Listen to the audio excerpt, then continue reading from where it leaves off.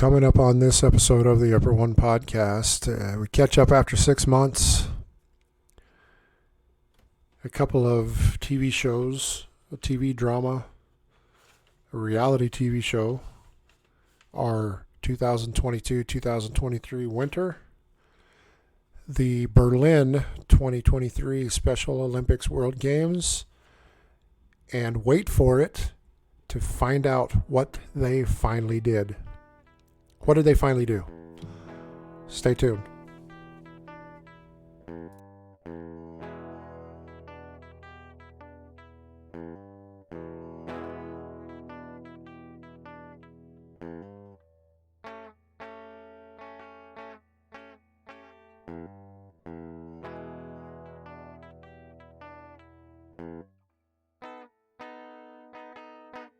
And now podcasting from the great state of Alaska, this is the Upper One Podcast.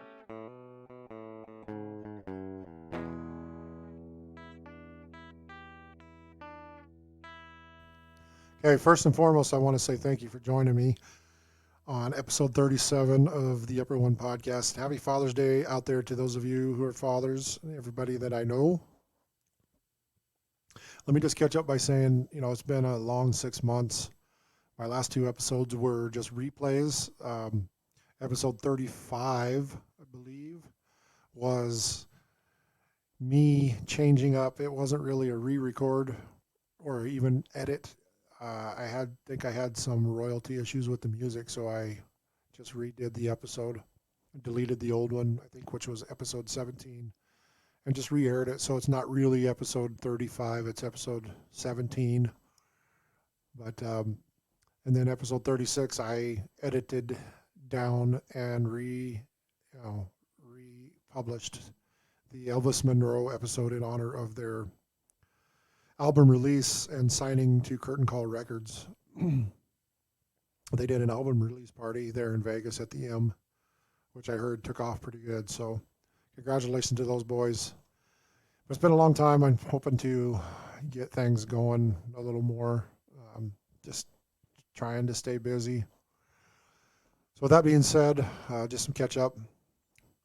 My hockey season ended in March. Our team finished fourth. The Trustworthy Hardware Hockey Team. We finished fourth place. We made it to the playoffs. Our first round was against the fifth place Odd Man Rush team, which we swept 2-0.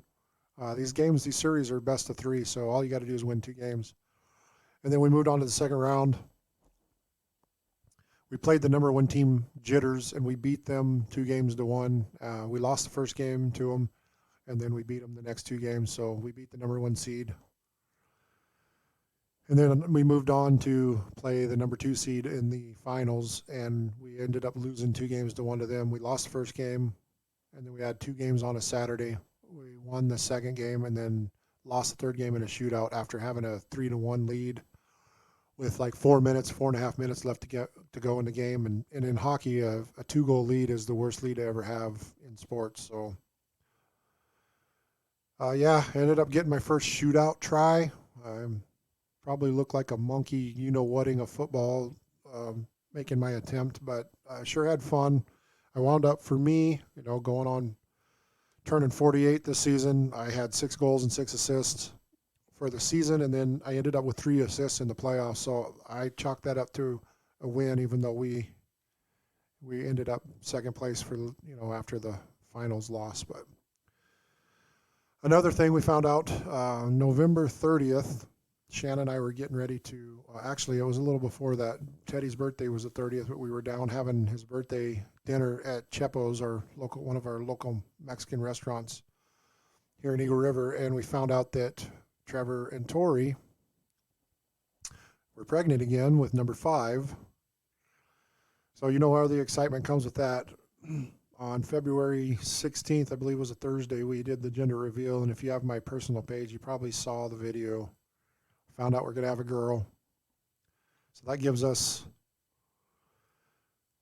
a girl at the beginning, and then 1, 2, 3, 4, 5, 6 boys, and then another girl on the bookend here until Teddy decides to start having kids. So right now we have girls on the bookends. And the funny thing with that is 18 years later, we're going to have a girl.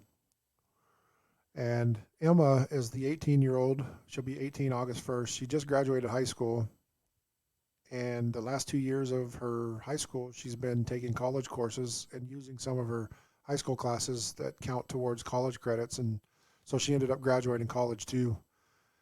But the unique thing about that was the college graduation was on a Tuesday and her high school graduation was Thursday. So she actually graduated college before high school. So other than that, not really a whole lot going on. Just it's been warm. Actually, today's Father's Day, and I saw 74, 75 degrees on the thermometer today. Went out to the Chugach Eagle River Chinooks baseball game against the Anchorage Glacier Pilots. And I ended up having to leave in the fourth inning because apparently a dog got lost here at the house. So I had to come home and try to put a fire out. Fortunately, she was found. Our Trixie dog, she's a rescue. She's very timid. She doesn't hardly even come to me unless she gets jealous of our new one, Shunka.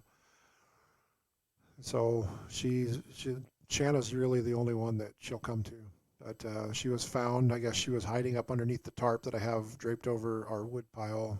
And Shanna found her. She was out there by herself, called her, and that fire was put out and crisis diverted. So with that being said, I'm going to take a quick break, cue the music. I will be right back, and I will start the show.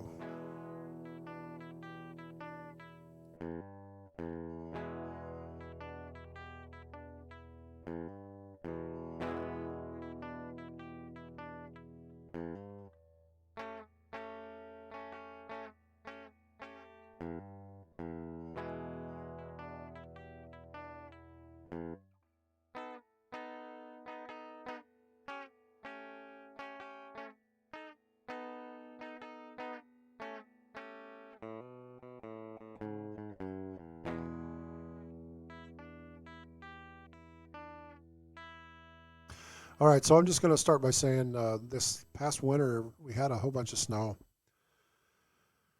April 2nd, which the news said was Easter, I don't remember without looking at the calendar, we got 2 inches that put us above a 100-inch mark. It put us at 100.4 inches for the year, April 2nd.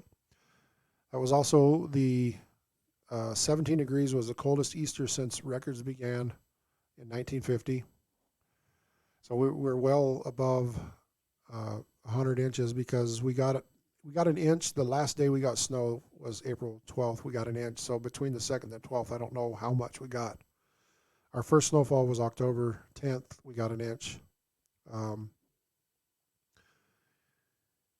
December 6th, Anchorage recorded 10.4 inches, which I know here in Eagle River we got over 17. And then on the 11th, Anchorage got 9. I think we got over 11, but we were gone for the 6th. We were down in Vegas because we had gone to the National Finals Rodeo and George Strait, Cody Jinks, and Ryan Bingham concert. So we were gone for the December 6th snowfall. But with that 100-plus inches we got for the year, January only saw a total for the month, 6.4 inches. And then the other big snowfall this side of the calendar year for 2023, February 12th, got 7 inches. So, with the last snowfall in April on the 12th with the 1 inch, I don't know where that put us total for the year, but definitely several inches above 100, which, like I said, they said that was the 9th snowiest on record, but I don't know. Who cares? It's snow is snow. I don't have my snow machine anymore. I don't get to play in it. So something else, Alaska, that happened was from October 6th through March 30th, they showed a TV show, a drama on I believe it was ABC. It's called Alaska Daily.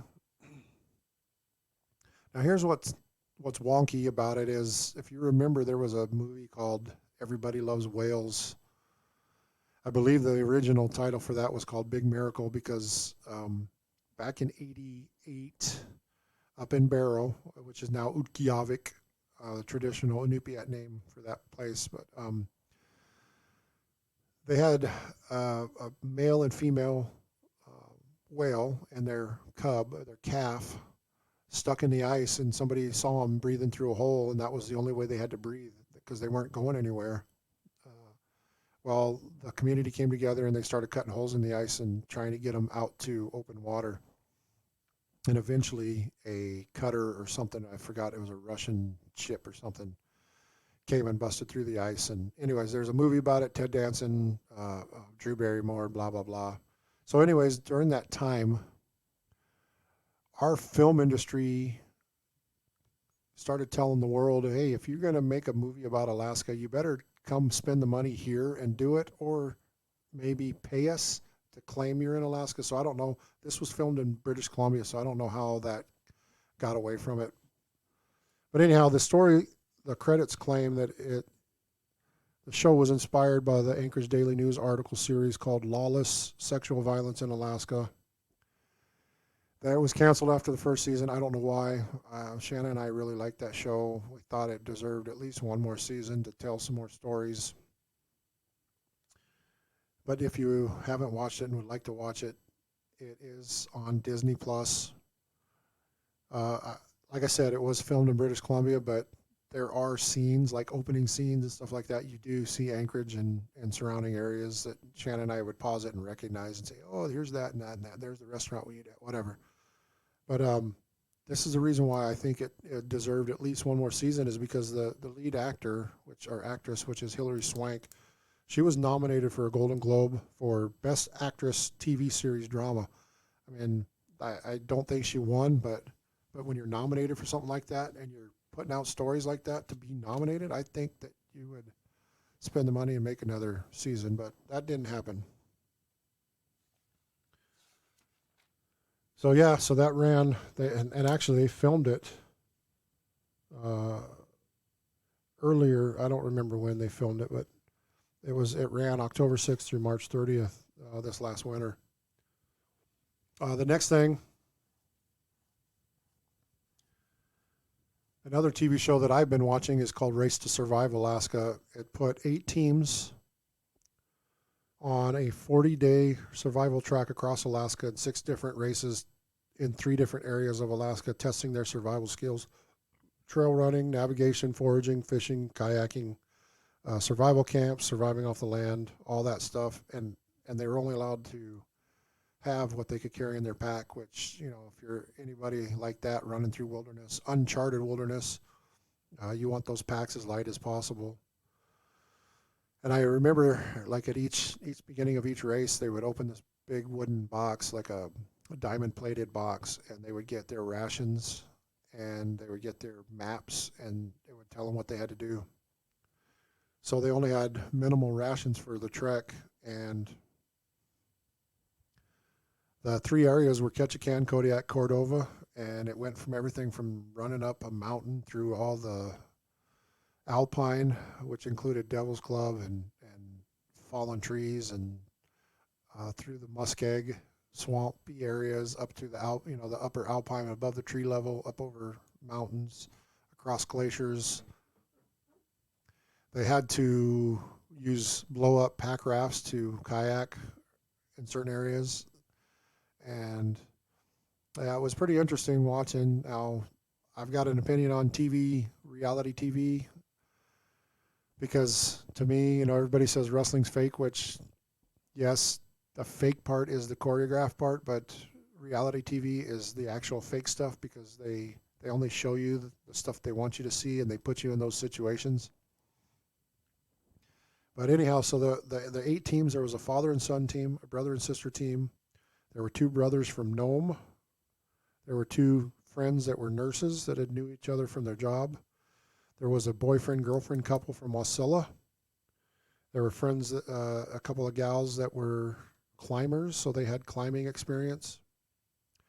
There were a couple of elite survivalist friends and a couple of decorated war vets. And those last 2 teams, the survivalists and the war vets, I know there were at least one guy from each team that has been on, like, Naked and Afraid and other of those shows, so they have that kind of experience as to being out in uncharted places. But anyhow, in the end, Oliver and Wilson Hugendorn from Nome, the two brothers, they won, and the prize was $500,000.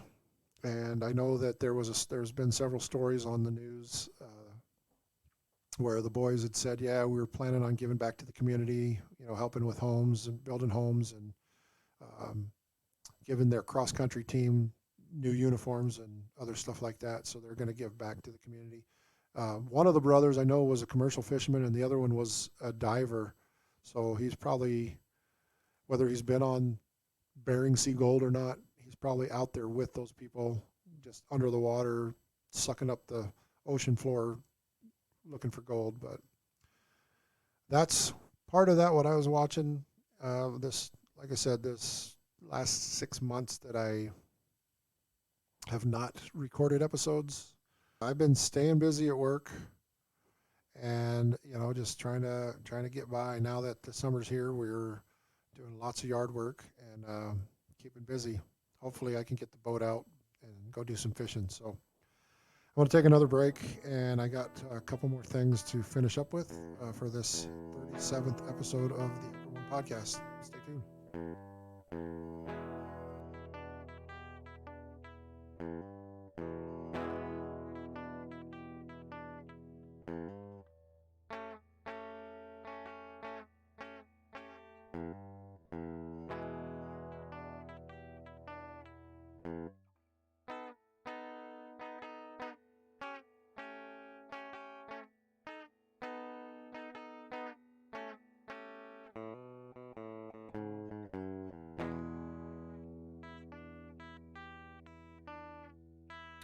All right, with this final segment, I'm just going to touch on something that's pretty close to me.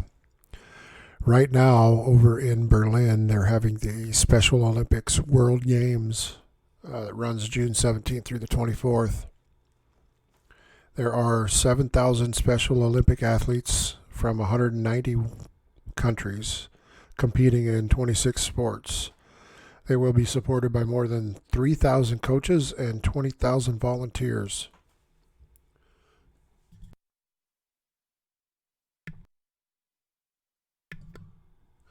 With that being said, I was watching the opening ceremonies Saturday morning.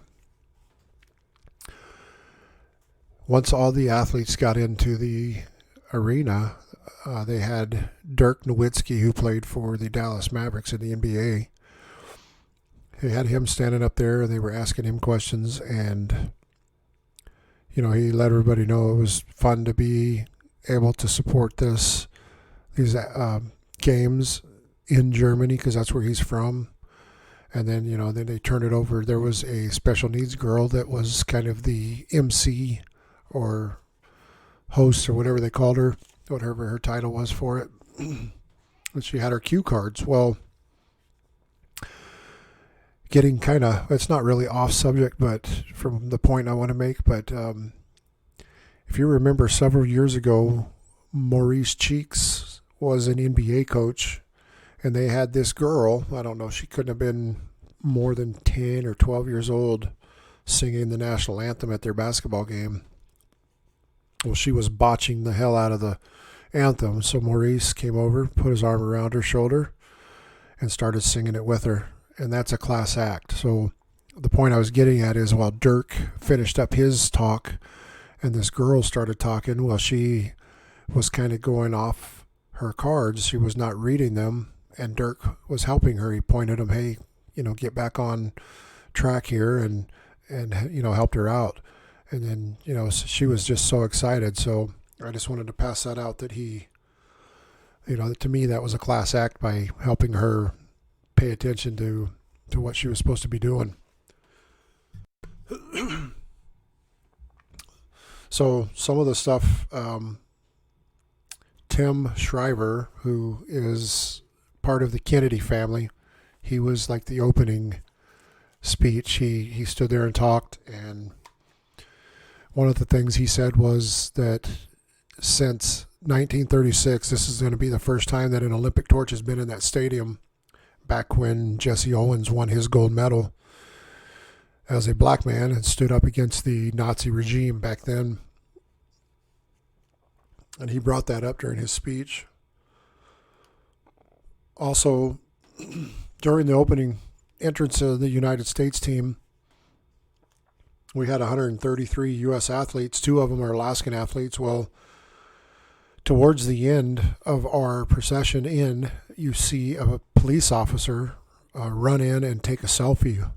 Well, that was the Anchorage Police Department officer, Matt Fraze.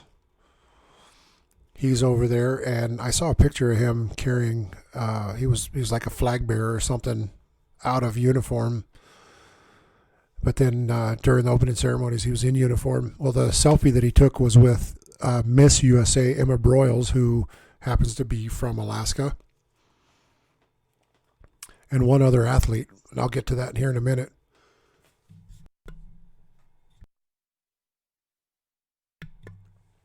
So one of the two, the first of the 2 Alaska athletes is from Palmer. Her name is, actually, it's funny, it's Gretchen Wilson. She's representing the Mat-Su Special Olympics. She has been training and competing in the Special Olympics for 9 years. In 2022, she represented Alaska in the Special Olympics USA Games, participating in athletics. And when they say athletics, I think it's kind of like the track and field portion of the Olympics, because this Games, she's going to be mid and long distance running races, as well as her first sprint relay. So hopefully she can pull some stuff off and bring home some medals in her competitions.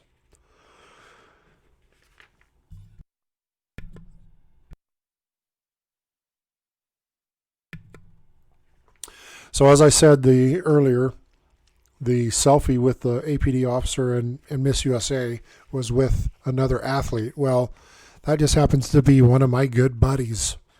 His name is Bobby Hill, and you've probably seen tons and tons of pictures of me on my personal page for our Thursday meetups, where we would go down to the brewery and hang out with friends and, supporting local, but, at least being there with friends, and the group would take a picture, and Bobby's always the center of attention. So Bobby lives here in Eagle River. He's representing the Anchorage community. He has been training and participating in the Special Olympics for 34 years.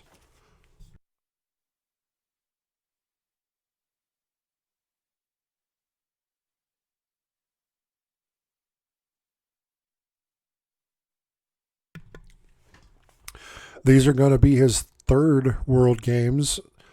His previous were Dublin in 2003 and Shanghai in 2007, as well as participating in the U.S. Special Olympic Games. Bobby will be competing in powerlifting, which consists of bench press, deadlift, and squats. And, since the scamdemic, Bobby and his dad have been walking 5 miles a day, like almost every single day, rain, sleet, snow, shine, whatever. I know most of the time if it's too cold, or they would go inside the Mac Center, which is the hockey rink up here, and they would walk, but they're walking 5 miles a day. So Bobby's lost a lot of weight. I think his dad said somewhere around the 40s, which has turned into him not lifting as much, but then again, he's in a different weight class as well. Like before, he used to squat like 315 pounds, but either way, Bobby's a beast. He's going to do real well and hopefully bring home more medals as well this time. So you've also would see him, he's an avid supporter back in the day. He's Alaska Aces Hall of Fame, so he used to be at every game. Now that we don't have them, he participates at the UAA Seawolves, our college, at their games. He brings his hockey stick. They play the William Tell Lone Ranger song, and Bobby rides his horse. They call him the Horseman. So Bobby is such a character.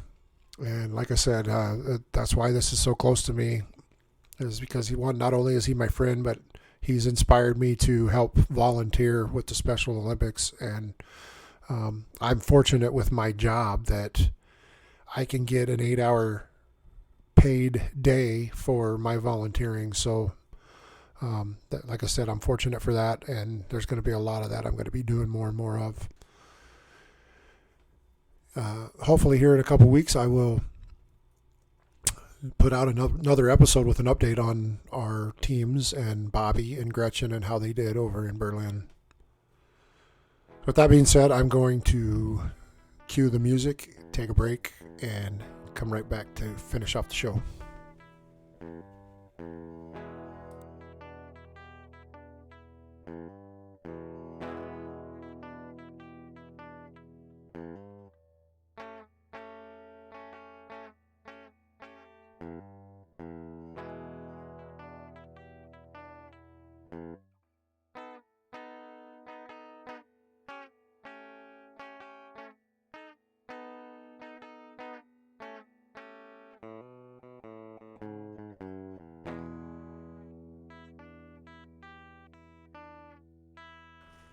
All right. Well, I just want to say thank you for sticking around and supporting me on this hobby. Please don't forget to like, share, subscribe, whatever the social medias are allowing you to do now, and share these episodes. That's the biggest thing, to get the word out. Share them with your friends, my friends, mutual, whatever. For those that may not have listened or have never listened, want to come to Alaska, need ideas, you need pointers, need whatever, upper_1_podcast@yahoo.com. They could email me and ask me questions. I know there is a whole internet of search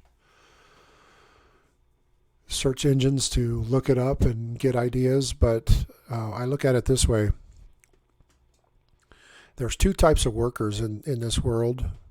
You can either go to school and get a degree, or you can be a trade worker. The people that get a degree, they're learning from a book. They've never had the real world experience. And until you've done it, you don't know how that book is going to roll into your real world experience. But the trade workers, they're getting the real world experience as they're learning. So that's how I'm justifying me telling you this through my podcast versus doing an engine search on the internet. So I really appreciate it. upper_1 podcast@yahoo.com, as well as on Facebook. I'm still not doing the Instagram as much or the YouTube yet. I'm waiting to get my own room, my own podcast room. So with that being said, one final thought. They finally did it. What am I talking about? The Las Vegas Golden Knights are Stanley Cup champs. And I'm excited about it. My brother and my mom live down there. I think my mom was more excited than my brother when they won. But I did get phone calls and texts all the time throughout the playoffs with excitement from my mom and my brother. But the Vegas Golden Knights are the 2023 Stanley Cup champions. And the reason why I'm saying that is because, one, as I started my hockey, enjoying hockey and liking being a fan, I was a Chicago Blackhawks fan. I still am. But because I frequent Vegas more, I've never been to Chicago. Vegas is also one of my favorite teams. So I'm very stoked to have a Stanley Cup champion again as part of my fan base team. The reason why I say this is because the team was formed in 2017. That's when they were founded. Their owner is Bill Foley. He is a graduate of West Point, and I believe he has some stake in the Black Knight Foundation or whatever it is it's called. I forget. And I know originally when he wanted to name the team, he wanted it to be the Black Knights, but they kind of didn't like that, so he changed it to the Golden Knights. But the cool thing about him is he predicted that they would make the playoffs within 3 years and that they would win the Stanley Cup within 6. Well, they made the playoffs their first year, 2018. They made it to the Stanley Cup final, beating Washington, won the first game, game 1, and losing the next 4. So they didn't get their ultimate prize in year one. But out of the 6 years, they did not make the playoffs last year. So they made the playoffs 5 out of the 6 years. They've been to the Stanley Cup twice, and they won it this last, I mean, just days ago, last Tuesday, matter of fact. So one final thing, and if my volume seems a little wonky, it's because my previous microphone took a crap on me, and I'm using a different one. And I haven't got everything dialed in on a last minute notice. So again, thanks for supporting me, and I will talk to you next time.